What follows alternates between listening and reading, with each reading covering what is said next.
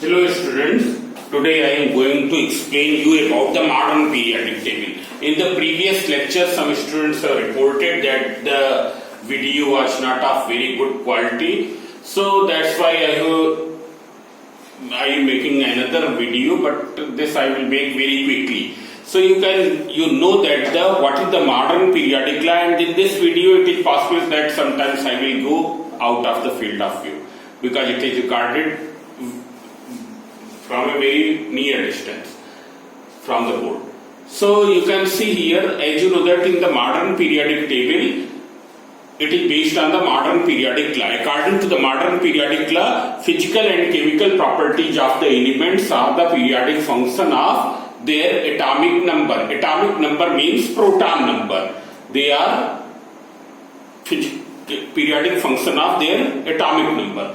Now here this is in the long form of periodic table. Group A and group B elements have been kept separated, while in the Mendeleev periodic table, in the same group A and group B elements were coming under the same column. In the left side of that there was group A elements, and in the right side group B. This is subgroup A and subgroup B, but here they have been kept separated.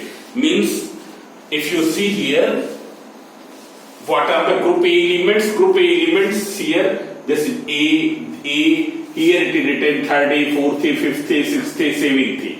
And here these are the group B elements. So in the modern periodic table there are 18 groups. 18 groups, 7 are subgroup A, 7 are group B, and 1 is zero group, and group 8. It is divided into three vertical columns. So total there are 18 groups, and these 18 groups have been given a new number. You can see here, according to the modern periodic table, what are the group numbers? 1, 2, 3, 4, 5, 6, 7, 8, 9, 10, 11, 12, 13, 14, 15, 16, 17, 18. Out of these, those elements which are in the group number 1, 2, 13, 14, 15, 16, 17, these are the normal elements. These are the representative elements. These are the elements of the group A. While the group B elements have been kept in between this and this part. Group B elements have been kept in this part. This is the zero group element, which are known as the inert gases. They have been kept in the rightmost. It is the rightmost column, rightmost group in the periodic table. Now here if we see the first A group. In the first A group there are the alkali metals. Alkali metals are those metals which react with water and forms the alkali. Here they form a strong alkali, while those which are in the second A group, they are called the alkaline earth metals. Alkaline earth metals, they form weak alkalis as compared to this when react with the water.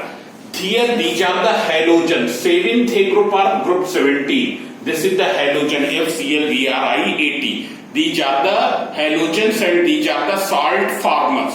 Group 18 are zero group. These are the inert gases which don't react with any other element. Helium, neon, argon, krypton, xenon, radon. Then if you see here, then these are all this.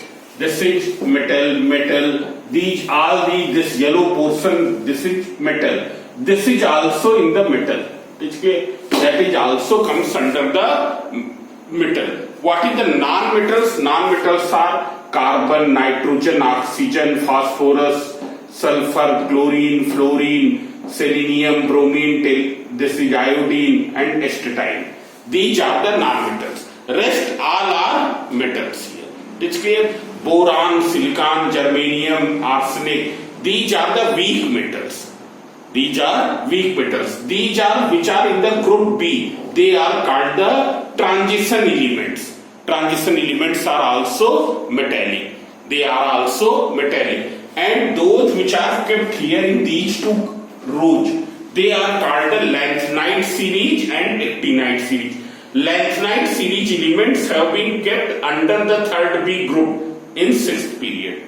Under 3rd B group in 6th period. and actinide series elements have been kept under the third B group in 7th period. They cannot be kept here, because if you keep them here, what will happen? The form of periodic table will be distorted. That's why they have been kept at different place, and these are called the inner transition elements, and they are also metals.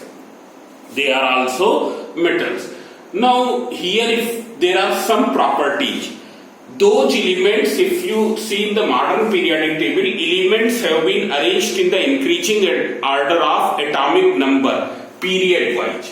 This is the first period, which is having how many elements? Hydrogen and helium. Second period, lithium, beryllium, boron, carbon, nitrogen, oxygen, fluorine, and that neon. Then here Na, Mg, Al, Si, Ps, Cl, Ar. That way you have to remember H, He, then Li, Be, Bc, N, O, F, Ne. Then third period, Na, Mg, Al, Si, Ps, Cl, Ar, K, Ca. Up to 20 it should be remembered to you. So here if you see, they have been arranged in the increasing order of atomic number along the period. Here if you see He, first period is having only 2 elements. Second and third, they are having how many elements? 8 elements. Now the subgroup B group elements come from the 4th period. These are the B, from here B group elements also start. It's clear? What are the normal elements, representative elements? Normal elements, representative elements are this: group 1, group 2, then 13, 14, 15, 16 and 17. How will you give the naming in the group naming in the case of the old Mendeleev periodic table? From the point of view of Mendeleev periodic table, you did subtract 10, so third A group. Subtract 10 from this, so 4th A group, 5th A group, 6th A group and 7th A group. It's clear? Now here there is one more thing. All the elements which are lying in the same period, they will have the same number of electronic cells. All the elements which are lying in the same period, they will have the same electronic cells. Means, for example, this. Here those which are lying in the second period, all will have same electronic cells, and it will be equal to what? It will be equal to the period number. For the representative elements means group A elements. Representative elements means group A elements. So for the representative elements, those which are lying in any period will have the same electronic cells as the period number. For example, if you see here, lithium, its atomic number is 3. Atomic number is 3, if you write the electronic configuration 2, 1. Beryllium, if you write atomic number is 4, what is the electronic configuration? 2, 2. If you write oxygen, oxygen is having how many? 8 atomic number is 8. What is the electronic configuration? 2, 6. So here all are having 2 electronic cells. Similarly, those which are in the third group, for example, sodium is atomic number 11. If you write 2, 8, 1, there are how many electronic cells? 3. It is coming in the third period. So by determining the electronic configuration, we can know about the period number. Period number will be same as the number of electronic cells. It's clear? If you see K is atomic number is 20, electronic configuration 2, 8, it is not 20, 91. So here you will find that it is having 4 cells: K cell, L cell, M cell and N cell. It is coming in the 4th period. Means for the representative elements, for the elements of the group A, period number will be same as the number of electronic cells. Then there is a group number. What is the group number if you see here? Group number for the representative elements will be same as the number of valence electrons. If you write the electronic configuration of any element of the first A group, electronic configuration of any element of first A group, here we call it as hydrogen. Hydrogen is a non-metal, but it has been kept in this side. It's clear? Hydrogen, and then we will remember in this way Lina Kapoor, Raebareli se Farar, LINAK RBCSFR, LINAK RBCSFR, lithium, sodium, potassium, rubidium, cesium and francium. Then secondary group alkaline earth metal, बेगम का sir बड़ा BEMGCASR BEMGCASR. So this way you can remember. Third A group, Baljeet. Here BALGAINTL. It's clear? Then here this I don't know. Here fifth A group, नया पुराना आपका सबका SBBI. Nitrogen phosphorus ASSBBI. Then 16th, it is little bit मजाकिया but you see here. उससे TPO OSSETEPO. Then 7th A group, which is known as the halogen, FClBrI80. And then 0 group, it is helium, neon, argon, krypton, xenon, radon. So all the elements which are in the first A group, in them what will be the number of valence electron? 1. Valence electron means the number of electrons in the outermost shell. So here if you write the electron configuration of hydrogen having atomic number 1, electronic configuration will be 1. Lithium, it is 3. If you write it 2, 1. Then sodium, here it is 11. If you write electronic configuration 2, 8, 1. Then potassium, it is 19. What is the electronic configuration? 2, 8, 8, 1.